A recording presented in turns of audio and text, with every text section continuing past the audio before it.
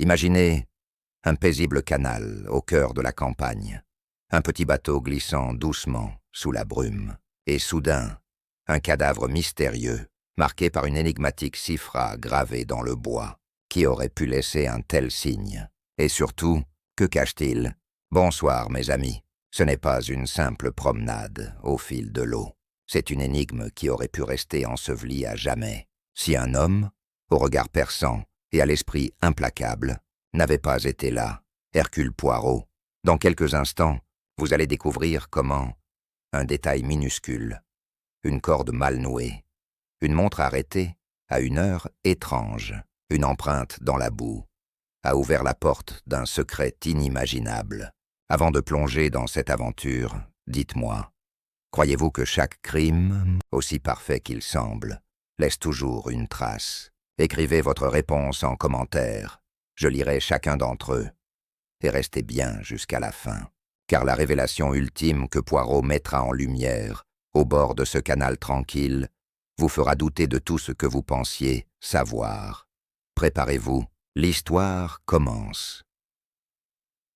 La brume s'élevait lentement au-dessus du canal, dessinant des formes étranges qui semblaient nous flotter dans l'air glacé du matin. Les maisons de briques rouges, serrées les unes contre les autres, se reflétaient dans l'eau calme, troublée seulement par le passage silencieux d'un vieux bateau de pêche. Au loin, une cloche sonnait, comme pour annoncer qu'un jour particulier s'apprêtait à commencer. Assis sur le ponton d'une petite auberge, Hercule Poirot observait ce décor avec un intérêt qui dépassait la simple contemplation. Ses yeux perçants, toujours à l'affût, détaillaient chaque détail.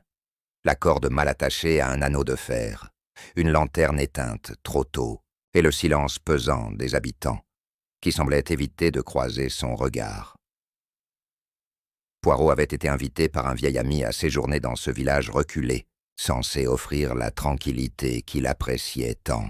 Pourtant, dès son arrivée, il avait perçu une atmosphère lourde, presque méfiante, comme si chaque sourire dissimulait un secret, et chaque main tremblante cherchait à cacher une vérité. Le capitaine du bateau, un homme robuste aux mains tannées par l'eau et le sel, salua Poirot avec un signe de tête discret. Ses yeux, cependant, trahissaient une inquiétude difficile à dissimuler. Il se contenta de murmurer « Étrange matinée, monsieur, très étrange », avant de disparaître dans la brume, laissant derrière lui un écho de malaise. Poirot, intrigué, fit glisser son doigt le long de la rambarde en bois du canal. C'est alors qu'il remarqua quelque chose. Une série de symboles gravés, discrets, à moitié effacés par le temps et l'humidité. Ils formaient une sorte de chiffre, une énigme muette, laissée là par une main inconnue. Le cœur du détective s'accéléra légèrement. Un simple détail, oui, mais combien de fois un détail insignifiant avait-il révélé l'horreur d'un crime soigneusement dissimulé? Ses moustaches frémirent, signe certain que son esprit commençait déjà à travailler. La brume s'épaississait, engloutissant les silhouettes et étouffant les sons. Pourtant, un cri soudain fendit l'air, venu du bateau amarré plus loin. Ce n'était pas un cri de joie ni d'appel, mais celui de la peur, la plus pure. Poirot, sans perdre une seconde, redressa son chapeau et se mit en marche d'un pas vif vers la direction du cri. Chaque pas résonnait sur les planches humides, et il savait déjà, au fond de lui, que ce séjour tranquille, au bord du canal, ne serait pas celui qu'on lui avait promis. Ce n'était que le début. Le mystère venait de lever son rideau, et le canal paisible allait bientôt devenir la scène d'un drame dont seul Hercule Poirot pouvait démêler les fils. Le cri résonnait encore dans l'air lourd lorsque Poirot arriva près du bateau. La brume semblait s'être épaissie à dessein, comme pour cacher à la vue des curieux ce qu'elle dissimulait dans ses replis. Le silence était revenu, mais il avait quelque chose de sinistre, comme si le monde retenait son souffle. Un jeune homme apparut, le visage blême, les yeux écarquillés d'horreur. Il tremblait si fort que ses paroles se brisaient, avant même de sortir de sa bouche. Poirot le saisit doucement par le bras, le força à s'asseoir sur une caisse abandonnée, et murmura d'une voix calme « Respirez, mon ami. Dites-moi ce que vous avez vu. » L'homme finit par balbutier quelques mots. Dans la cale, un corps. Il porta ses mains à son visage, incapable d'en dire davantage. Poirot comprit que la scène allait parler d'elle-même. Sans attendre, il descendit dans le bateau, guidé par la lanterne que l'homme avait laissé tomber. La cale était étroite, humide, saturée d'une odeur âcre de bois pourri et de gasoil. Là, allongé sur un tas de cordages, gisait un homme d'âge mûr. Sa chemise était déchirée, son visage figé dans une expression de stupeur glaciale. Et sur sa poitrine, gravé à même le tissu, on distinguait la même étrange cifra que Poirot avait vue sur la rambarde du canal. Poirot observa longuement, ses yeux scrutant chaque détail. Les mains de la victime ne portaient aucune trace de lutte. Son corps ne présentait pas de blessures apparentes. Et pourtant, quelque chose n'allait pas. Une montre à gousset pendait encore à sa poche, arrêtée précisément à 11h moins 5.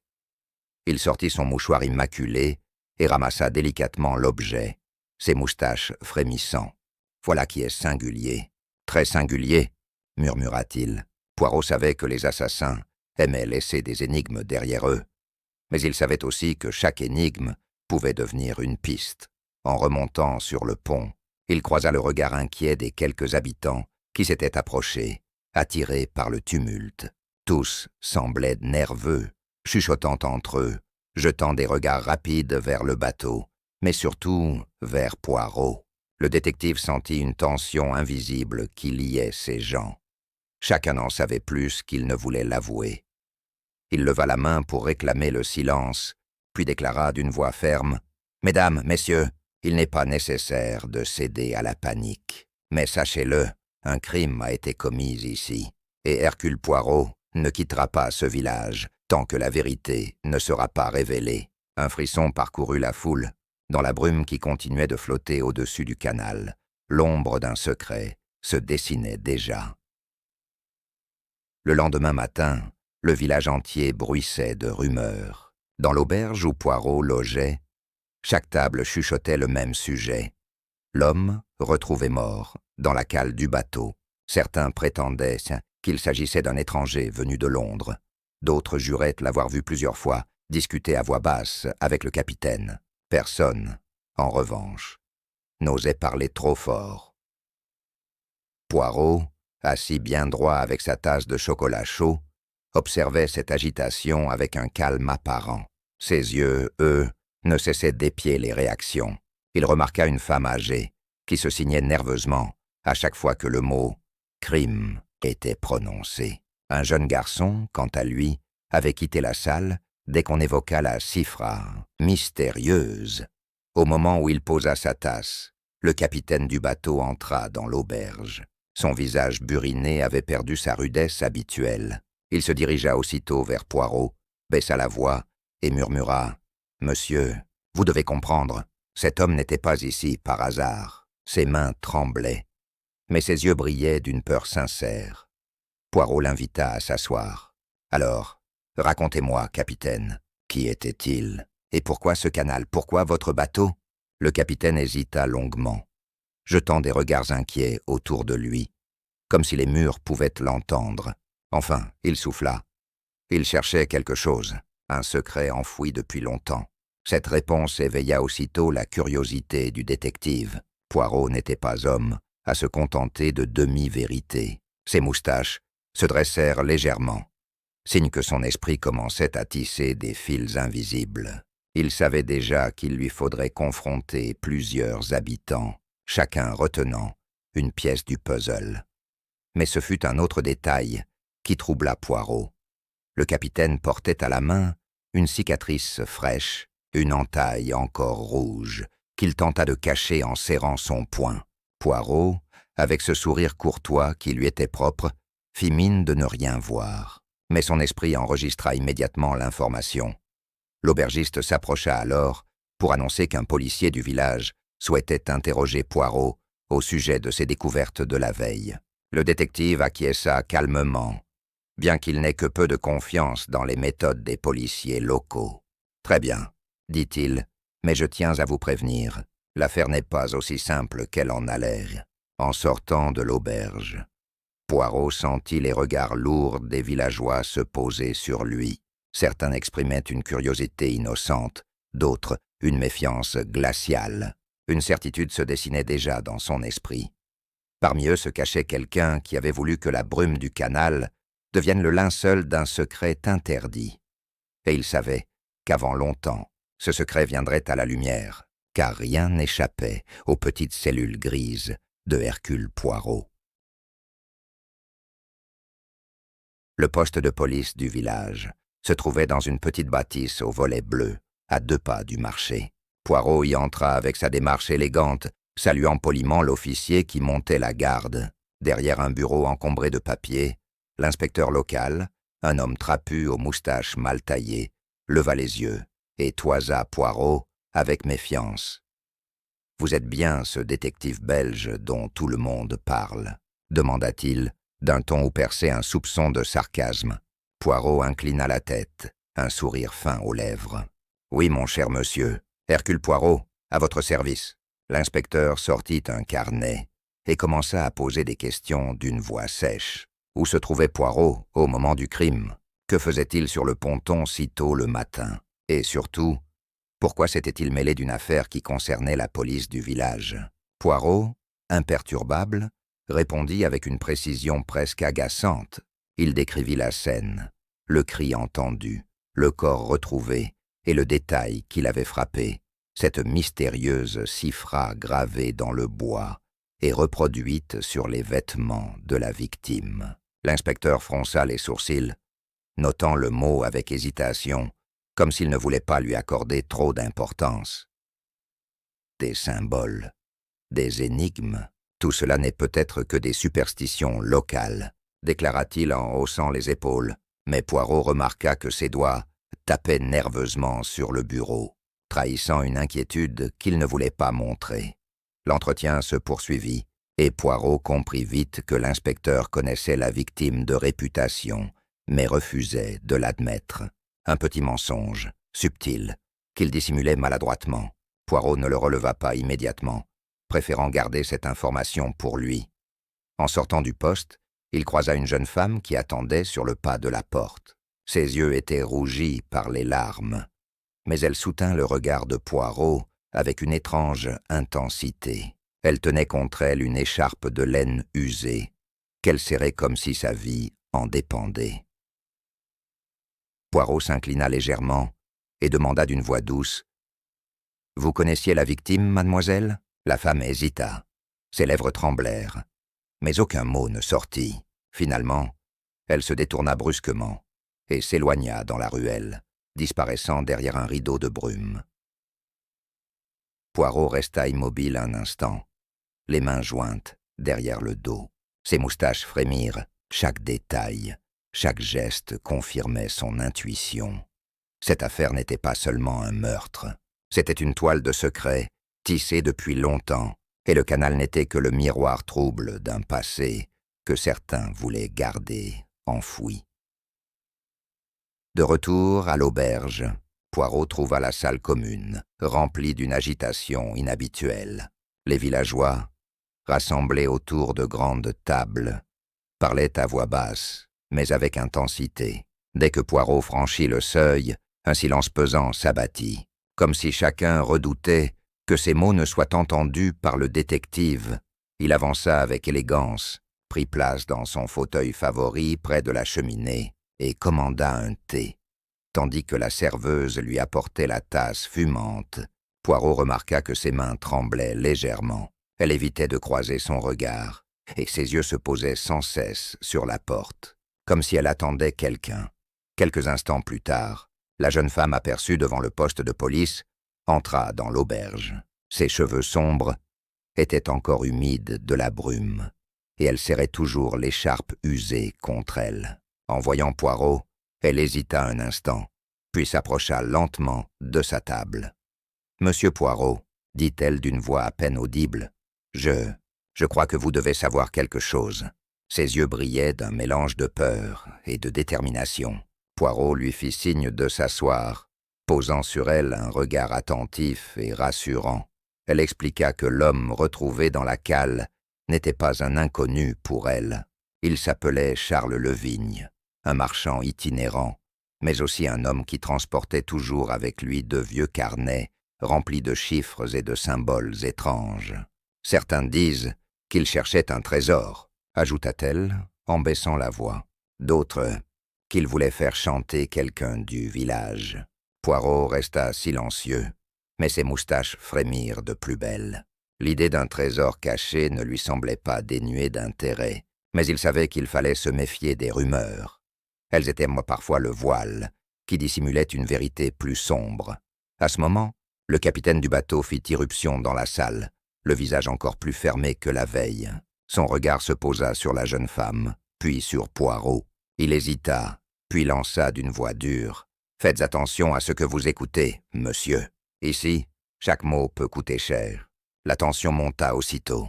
Plusieurs clients se levèrent précipitamment, comme s'ils craignaient une querelle. Mais Poirot, imperturbable, leva calmement la main. « Capitaine, dit-il d'un ton mesuré, vous avez raison, chaque mot a son poids. Mais justement, ce sont ces mots qui, tôt ou tard, révèlent la vérité. » L'auberge retrouva peu à peu son brouhaha.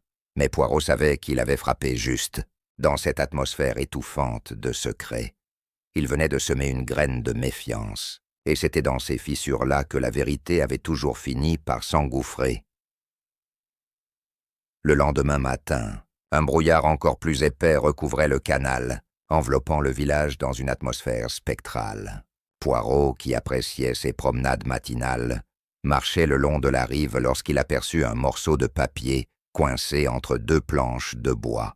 Il s'agenouilla, sortit son mouchoir immaculé et retira l'objet avec précaution. C'était un fragment de lettre, jauni par l'humidité, mais dont l'encre restait lisible. On y distinguait des mots isolés. Cifra, canal, avant minuit. Poirot fronça les sourcils. Ce n'était pas un simple hasard. La lettre semblait directement liée à la victime et à l'étrange symbole qui hantait déjà l'affaire. De retour à l'auberge, il étala le papier sur la table et observa chaque détail. Les bords déchirés indiquaient qu'il s'agissait d'une feuille arrachée à la hâte, comme si l'on avait voulu cacher ou détruire son contenu. Mais ce geste maladroit avait laissé derrière lui un témoin muet, et Poirot savait qu'aucun témoin, même de papier, ne mentait jamais. Alors qu'il méditait sur ce fragment, la jeune femme à l'écharpe entra de nouveau, le visage marqué par une nuit sans sommeil. Elle s'approcha, ses mains serrant nerveusement le tissu. « Monsieur Poirot, dit-elle d'une voix tremblante, je crois que cette lettre appartenait à Charles Levigne. » Elle ajouta, après une hésitation, « Il m'avait confié qu'il détenait une preuve, mais qu'il ne vivrait peut-être pas assez longtemps pour la montrer. » Poirot leva les yeux, ses moustaches frémissantes. « Une preuve, dites-vous, intéressant et dangereux. Savez-vous de quoi il s'agissait ?» La jeune femme secoua la tête, ses yeux se remplissant de larmes. « Non, mais il parlait souvent d'un secret enfoui, quelque chose qui concernait le village tout entier. » Le capitaine entra à cet instant, visiblement furieux. Son regard tomba sur le fragment de lettre et s'assombrit. « Monsieur Poirot, dit-il d'une voix dure, je vous conseille de ne pas fouiller plus avant. Ce papier, il ne mènera à rien de bon. » Mais ses yeux, qui évitaient de fixer Poirot, trahissaient une peur qu'il ne pouvait dissimuler. Poirot, imperturbable, rangea le fragment dans sa poche. « Au contraire, capitaine, ce papier est peut-être la clé d'une énigme qui dépasse vos craintes. » Il prononça ces mots avec une douceur presque ironique, comme s'il n'avait fait qu'émettre une évidence. Autour d'eux, plusieurs clients de l'auberge avaient cessé de parler. Le silence devint si pesant que le craquement du bois dans la cheminée résonna comme un coup de tonnerre.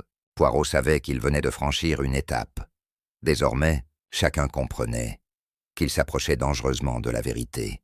Et dans ce silence tendu, il eut l'intime conviction que l'assassin, où qu'il se trouve, venait de comprendre que les petites cellules grises de Hercule Poirot ne laisseraient rien dans l'ombre.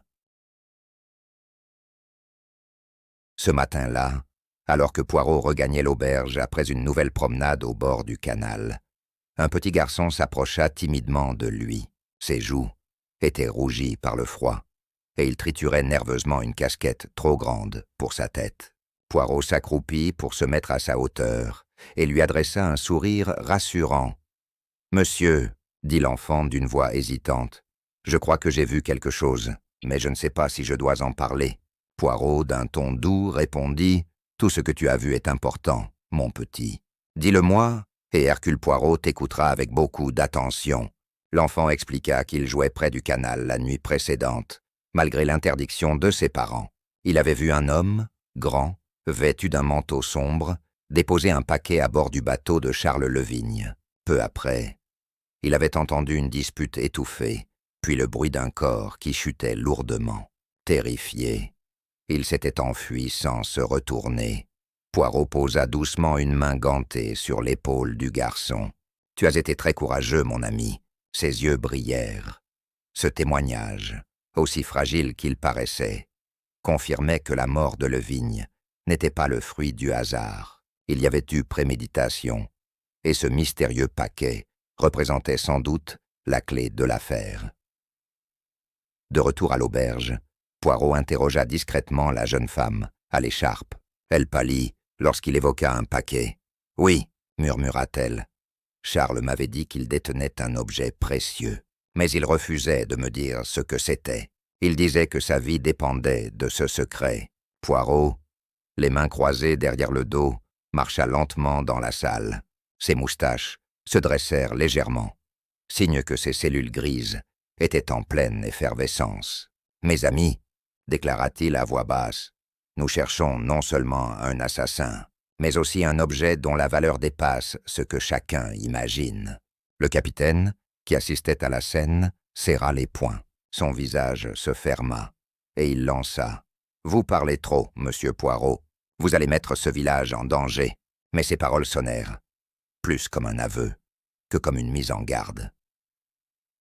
Le silence se fit de nouveau dans l'auberge, brisé seulement par le crépitement du feu. Les regards fuyants des villageois disaient plus que leurs mots. Poirot comprit qu'il avançait dans un labyrinthe de secrets où chaque témoin portait une part de vérité, mais aussi une part de mensonge. Et dans ce silence chargé de tension, il sut que l'enfant avait ouvert une nouvelle porte, celle qui menait vers l'identité du mystérieux homme en manteau sombre, une silhouette que Poirot se promettait de démasquer, quoi qu'il en coûte. Dans l'après-midi, Poirot retourna sur le bateau où l'on avait retrouvé le corps de Charles Levigne. Le brouillard s'était un peu levé, révélant l'eau calme du canal et les reflets argentés du soleil timide. Mais l'atmosphère demeurait lourde, comme si chaque planche du navire portait encore l'empreinte du drame. Il inspecta minutieusement chaque recoin de la cale, ses yeux perçants, cherchant le moindre indice. Mais le fameux paquet dont avait parlé l'enfant demeurait introuvable. Pas la moindre trace d'un coffre, d'une sacoche ou d'une enveloppe.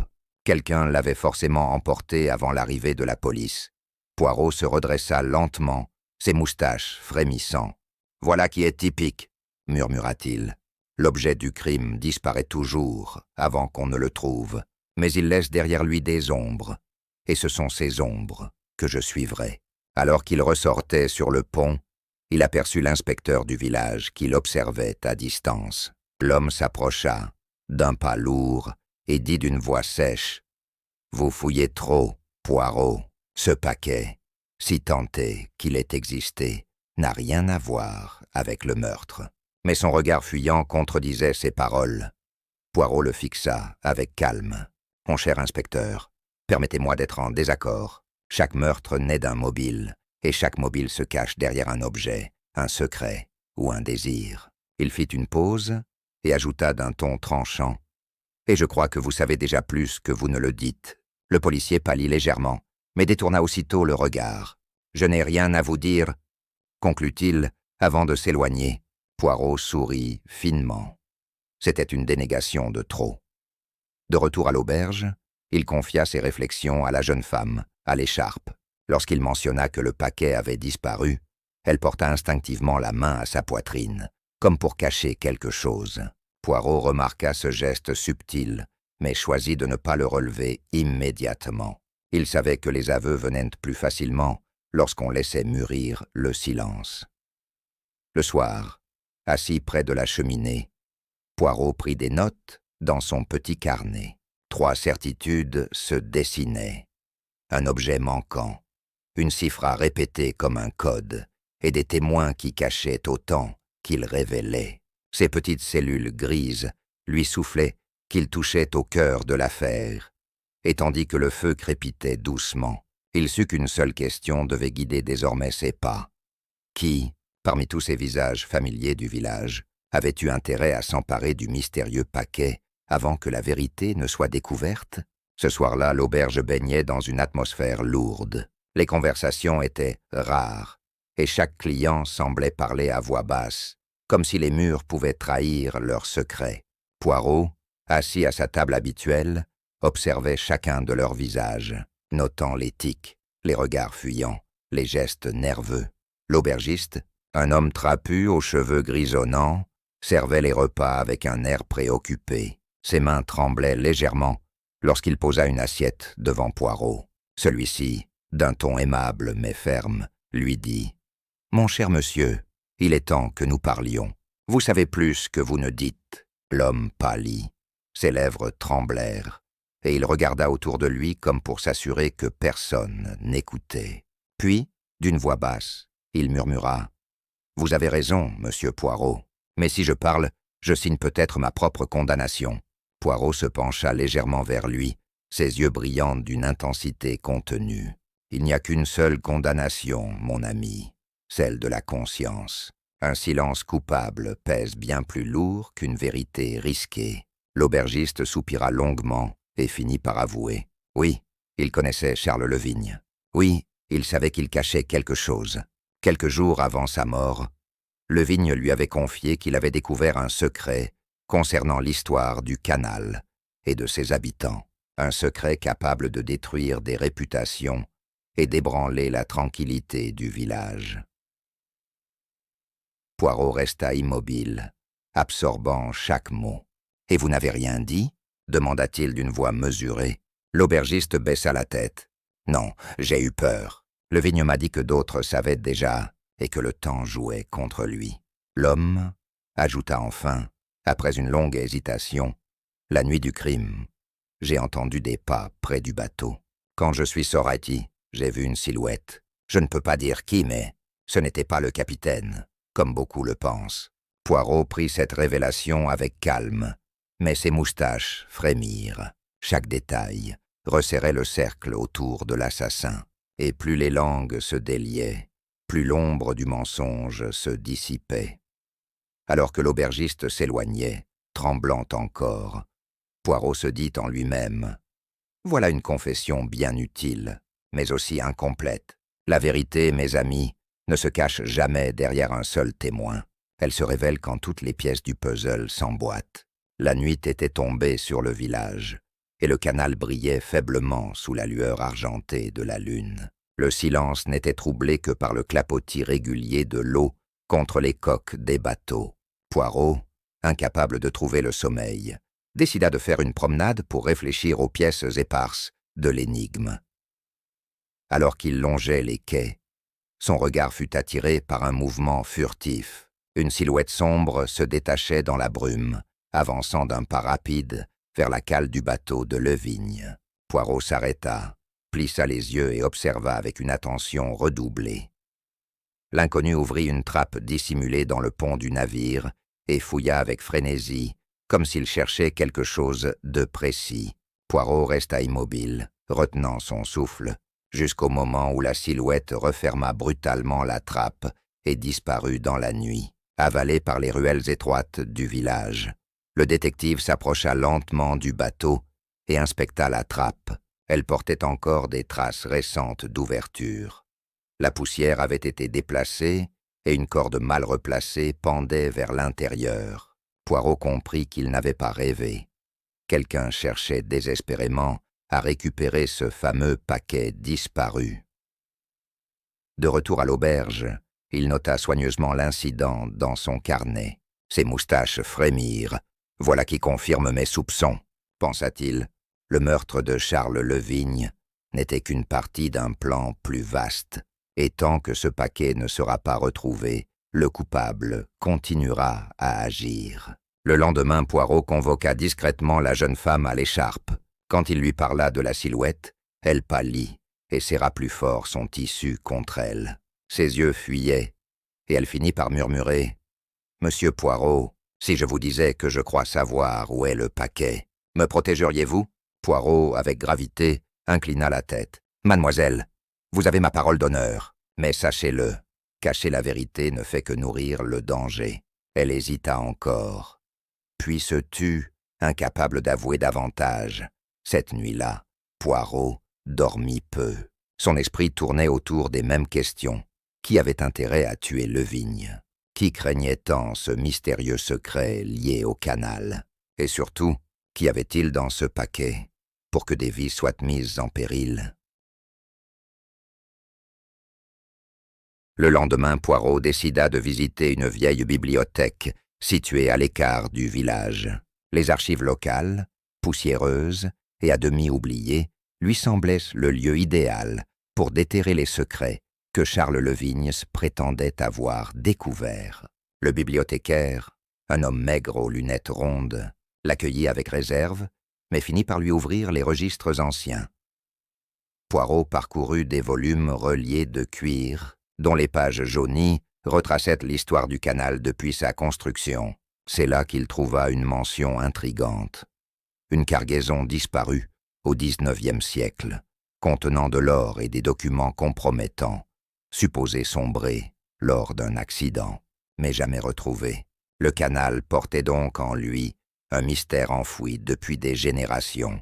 Ses moustaches frémirent. « Voilà donc ce qui obsédait Levigne », murmura-t-il. « Un trésor ancien, mais surtout des écrits capables d'entacher le nom de certaines familles du village, leurs ancêtres ayant participé à une fraude colossale, de quoi nourrir rancune et convoitise à travers le temps. » De retour au village, Poirot observa les habitants avec un œil neuf.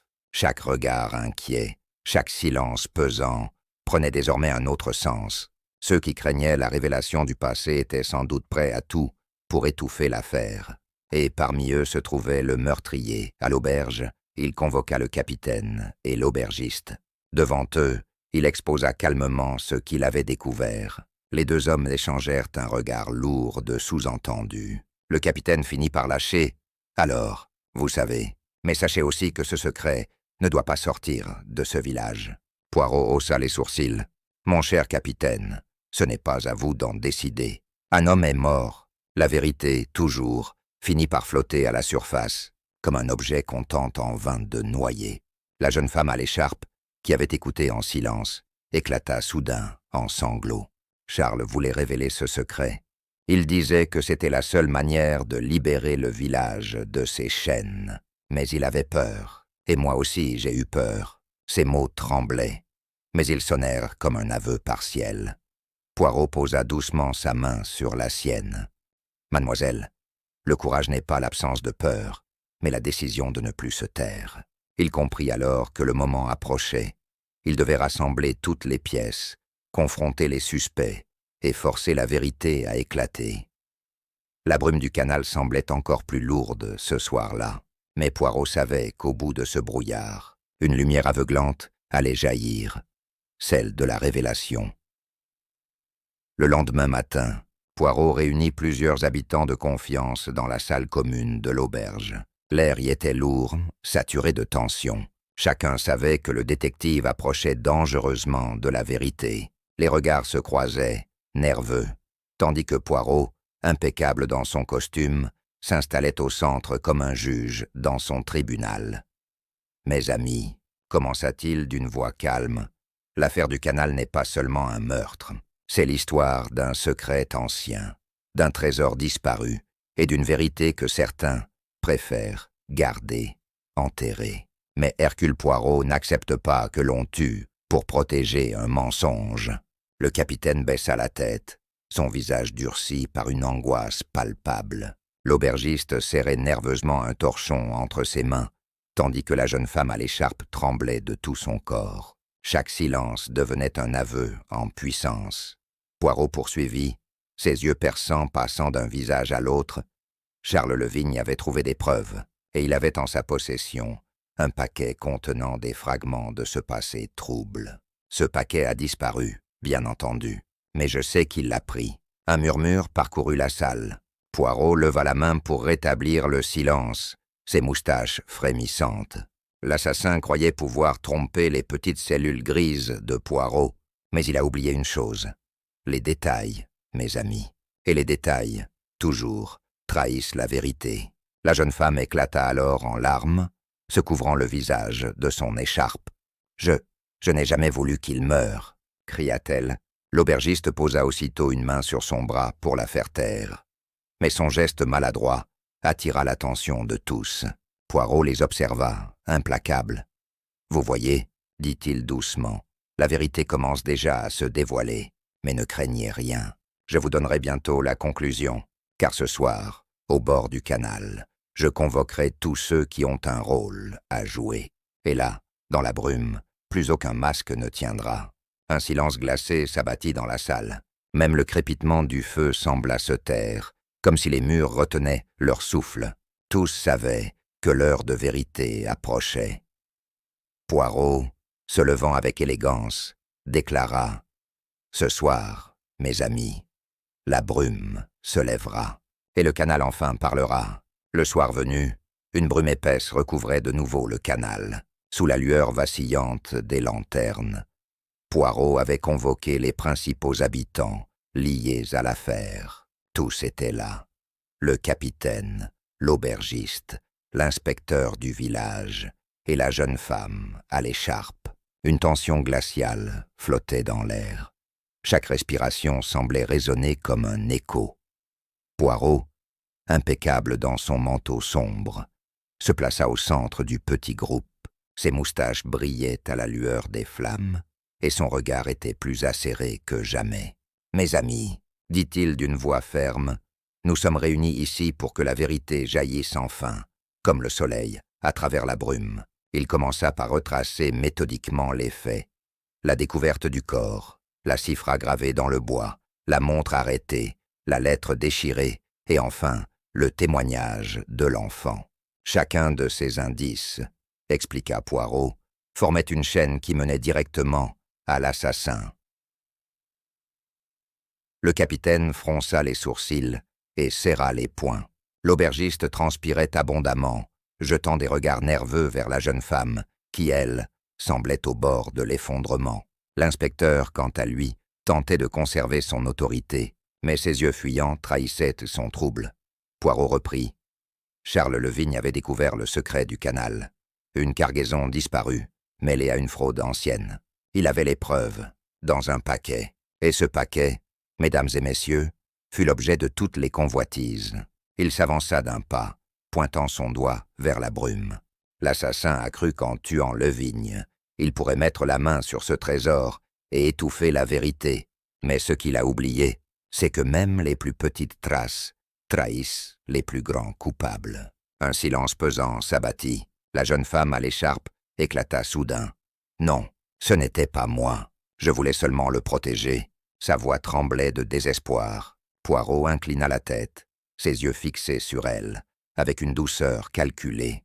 « Justement, mademoiselle, répondit-il calmement, vous n'êtes pas coupable du meurtre, mais vous savez qui l'est. Et ce soir, vous devrez trouver le courage de parler. » Tous les regards convergèrent vers elle. Le canal, immobile et obscur, semblait retenir son souffle.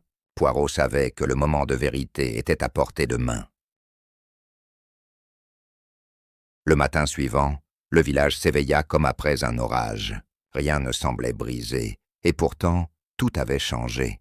Les portes s'ouvraient avec prudence, les voix se faisaient basses, et l'on évitait de croiser le regard de son voisin, de peur d'y lire un reproche ou un soulagement coupable. Le canal, impassible, reflétait des ciels d'étain.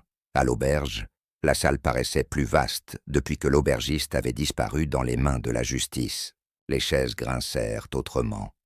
La cheminée crépita d'un autre feu, et la jeune femme à l'écharpe servit le café avec une gravité nouvelle.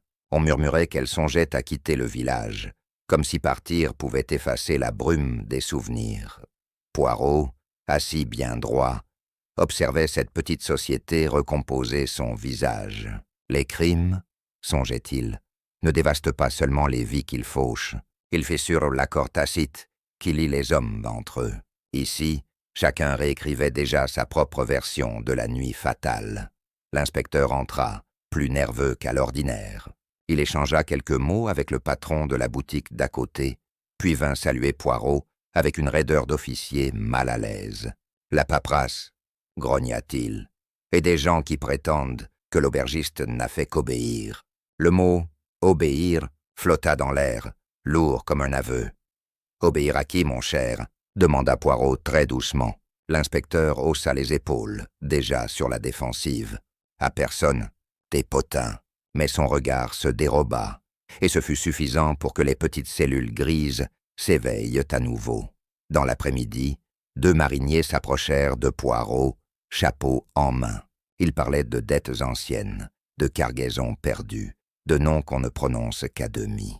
À les entendre, la confession de l'aubergiste n'était qu'une porte entrebâillée sur un couloir plus long. La jeune femme à l'écharpe, pâle mais résolue, confia à Poirot qu'on l'avait suivie la veille jusque chez elle. « On veut que je me taise, » dit-elle. Poirot posa une main légère sur l'écharpe. « Alors, mademoiselle, nous parlerons plus fort encore. » Mais au bon moment, le soir tomba avec une hâte inhabituelle, comme si la lumière elle-même craignait de demeurer.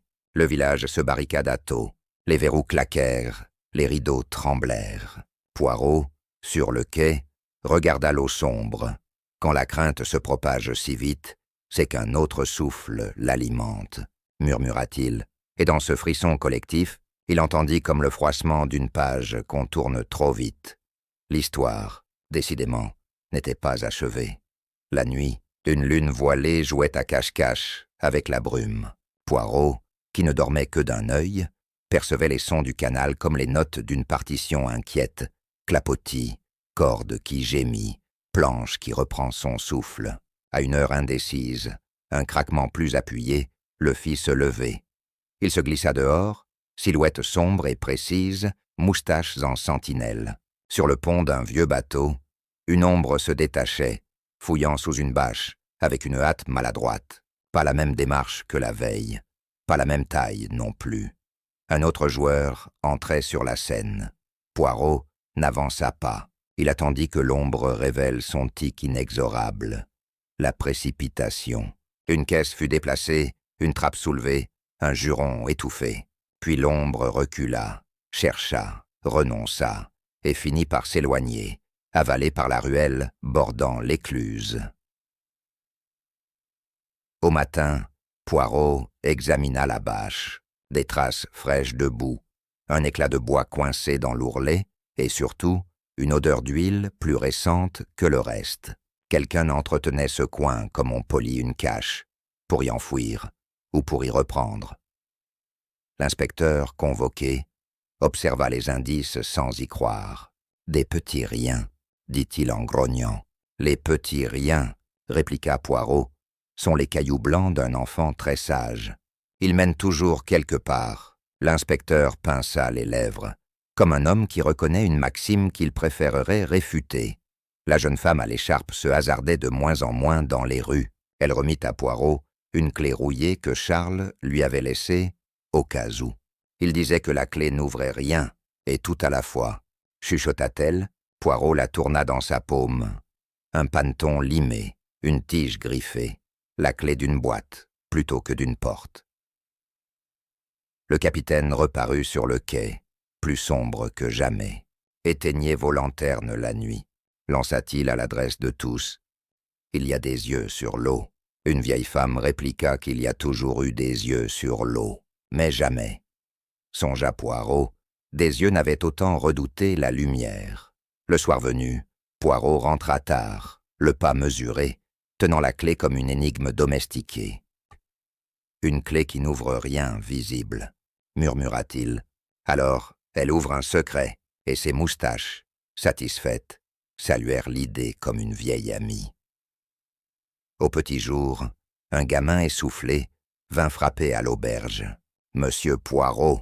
cria-t-il, près de la borne millière, sur la pierre. « Il y a un signe !» On conduisit le détective à la lisière du chemin de halage, où une pierre dressée servait depuis toujours à mesurer le monde à la façon des mariniers. Là, net et insolent, un symbole jumeau de celui du bateau bosselait la surface, une cifra austère, dentelée, qui semblait griffée par un ongle obstiné. Mais ici, une variation minuscule, un trait doublé, presque invisible, au flanc du signe, une signature dans la signature. Poirot caressa la gravure avec la prudence d'un conservateur. « Deux mains », murmura-t-il, « l'une qui imite, l'autre qui corrige, l'auteur et le copiste. » L'enfant ne comprit pas, mais s'en trouva ravi.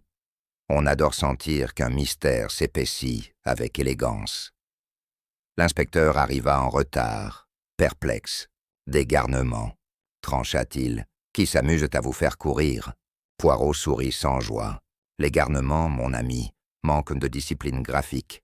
Ici, le trait est constant, la pression régulière, l'intention ancienne. » La nouvelle cifra pointait vers l'écluse aux planches neuves. Poirot s'y rendit, détaillant les clous, les ajours, les reflets. Dans un interstice, il découvrit un mince ruban de toile huilé, comme un signet oublié, entre deux pages. À l'intérieur, un fragment de papier protégé de l'eau, quelques chiffres, des initiales et un motif répété. La même cifra, encore. De retour à l'auberge, Poirot étala le fragment à côté de la clé et du morceau de lettre sauvé du quai. Les trois objets se regardèrent, se jaugèrent, puis semblèrent d'accord. Ensemble, ils racontaient. Une carte, pensa Poirot, mais sans pays. Il manque encore la légende. La jeune femme à l'écharpe, penchée sur la table, frissonna. Il y en avait un autre, dit-elle soudain.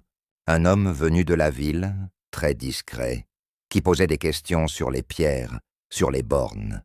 Je croyais qu'il cherchait à peindre le paysage. Peut-être qu'il le déterrait. Poirot sentit le puzzle se redresser sur sa tranche, prêt à s'emboîter. « Alors, mademoiselle, nous irons voir ces bornes, jusqu'à ce qu'une seule nous réponde. » Il prit son chapeau, et la brume, devant la porte, eut un léger mouvement de recul. Le capitaine attendait déjà sur le quai, les mains croisées dans le dos, comme un homme qui a décidé quelque chose de difficile.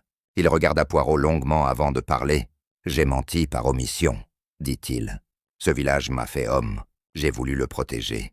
Trop. » Ils marchèrent côte à côte, sans se regarder, jusqu'à l'endroit où la berge s'incurve comme un sourcil. « Il y a des années, » reprit le capitaine, « on nous a fait jurer de ne pas remuer la vase du passé. Quelques familles, quelques noms, on a cru bien faire. On a cru que les morts gardaient mieux les secrets. » Poirot hocha la tête avec lenteur. « Les morts, mon cher, gardent tout, sauf les remords des vivants. Ce sont ceux-là qui remontent comme des bulles. » Le capitaine poussa un soupir rauque, le soupir d'un homme qui cède un sac trop lourd. Il raconta l'histoire d'un pacte, une cargaison perdue, jamais vraiment perdue, mais endormie dans les méandres du canal, déplacée au fil des générations, gardée comme une relique honteuse. On a dit aux enfants que c'était une fable, ajouta-t-il, mais on leur a appris malgré tout à se taire. Poirot demanda « Et Charles Levigne ?» Le capitaine haussa les épaules. Il a retrouvé le fil, il avait la patience et les yeux, et il n'avait pas grandi ici.